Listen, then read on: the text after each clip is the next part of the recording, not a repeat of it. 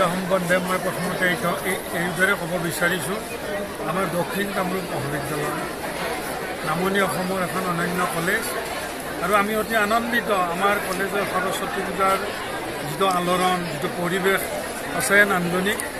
আজি আমাৰ এই প্ৰায় 4,000 ল'ৰা ছোৱালী এই কলেজখনত নামভৰ্তি কৰিছে আৰু তেওঁলোকে বিদ্যাৰ অধিষ্ঠাতা দেৱী সৰস্বতীক তেওঁলোকে আজি মনে প্ৰাণে সেৱা জনাই যাতে বিদ্যাত তেওঁলোকে অগ্ৰসৰ হ'ব পাৰে।